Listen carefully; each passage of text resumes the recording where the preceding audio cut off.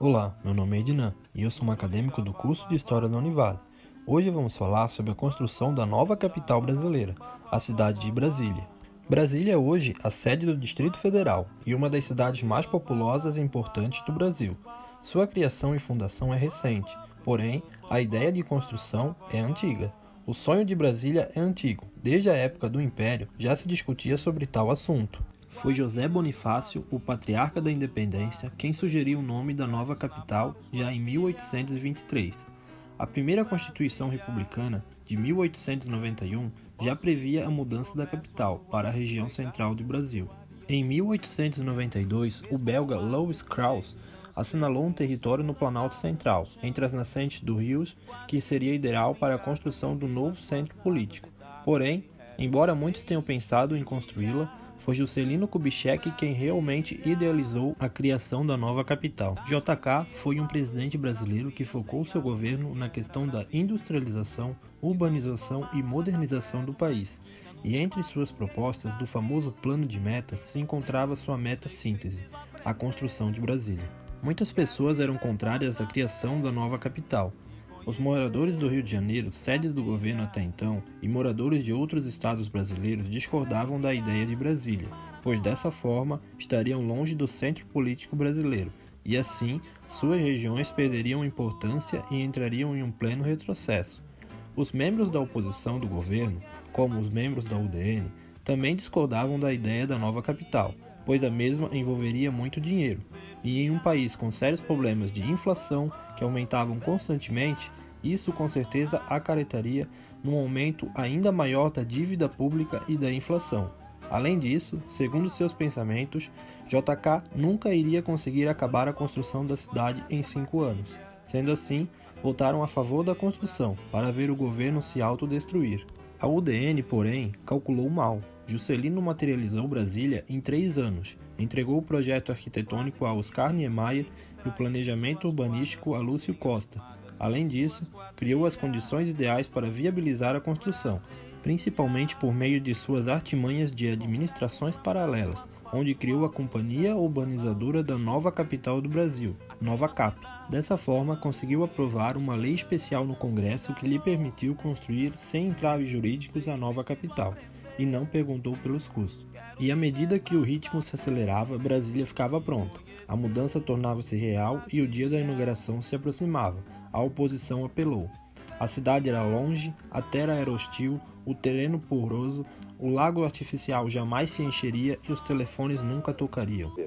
Sempre recebi as críticas com a maior tolerância e sempre as desejei, porque o regime democrático, o regime de liberdade que eu fiz vigorar durante os meus 5 anos de governo, não permitindo nenhuma censura à imprensa, nenhuma limitação de liberdade, era exatamente para permitir que todos pudessem livremente atacar, aplaudir Brasília.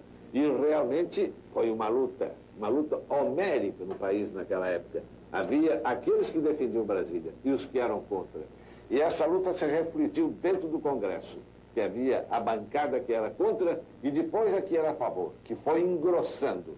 Bancada que não era apenas feita com elementos do meu partido, mas também a ela se juntaram inúmeros e inúmeros elementos da UDN, que era o partido meu de oposição, para prestigiar o governo na construção e na inauguração de Brasília.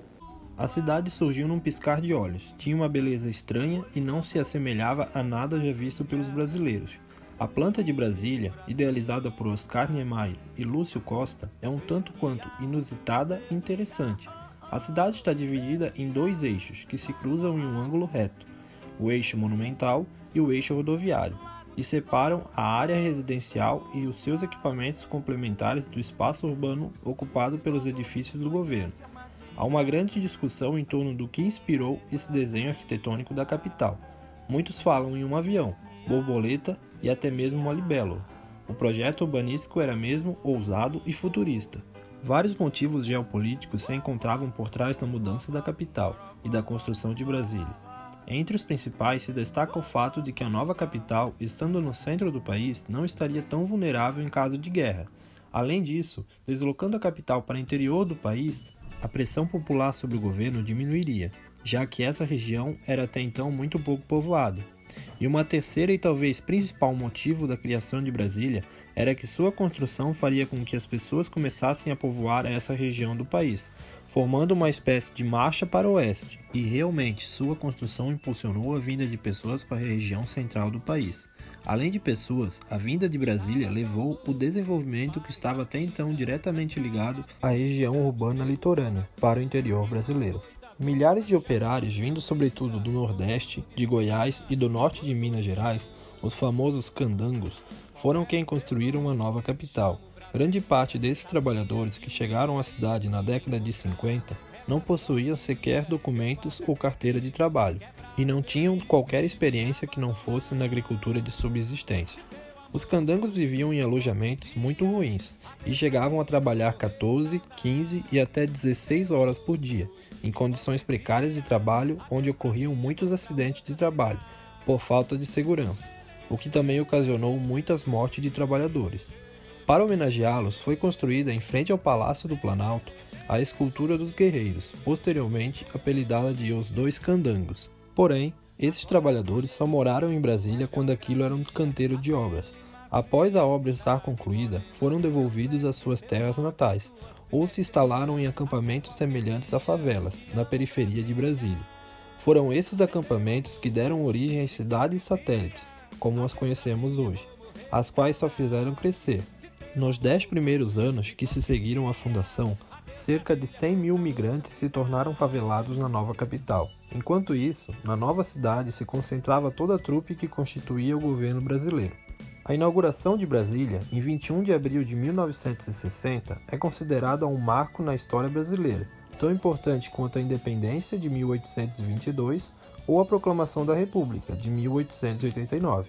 A criação da capital promoveu o desenvolvimento do interior do país e concentrou o poder político longe dos principais centros urbanos. Ela fez a ponte entre o velho e o novo Brasil. Brasília tornou-se simultaneamente um monumento e um símbolo nacional, e garantiu a JK um lugar excepcional na história do país. Nunca se soube ao certo quanto custou Brasília, tampouco se sabe quantos operários morreram na pressa da construção. O que se sabe é que, assim como já previam seus opositores, e até mesmo os próprios membros do governo, uma enorme dívida se acumulou com a construção da nova capital, e isso acabou ficando cada vez mais exposto no cenário brasileiro. Isso acarretou na derrota da situação nas eleições de 1960, e sendo assim, as despesas da construção ficaram com o novo governo. Mais de 50 anos passados, Brasília confirmou sua vocação modernista, integrou o país pela interiorização, tal como anunciava o slogan de JK, e manteve-se marca na ambivalência. Conservou impecáveis seus palácios como queriam Kubitschek e Niemeyer, suspensos, leves e brancos, nas noites sem fim do Planalto. Também sustentou as condições para tornar o poder da República mais asséptico, mais isolado, mais vaidoso e mais arrogante. Vimos na aula de hoje que a construção da nova capital brasileira já estava sendo pensada há tempos e que os motivos que levaram à sua construção são variados. Além disso, observamos a estrutura arquitetônica ousada e futurista da cidade, os trabalhadores que a construíram e suas condições de vida e de trabalho, além das imensas despesas que a sua criação gerou para o país. Esse foi o conteúdo da aula de hoje. Espero que vocês tenham gostado. Obrigado por assistir e até a próxima!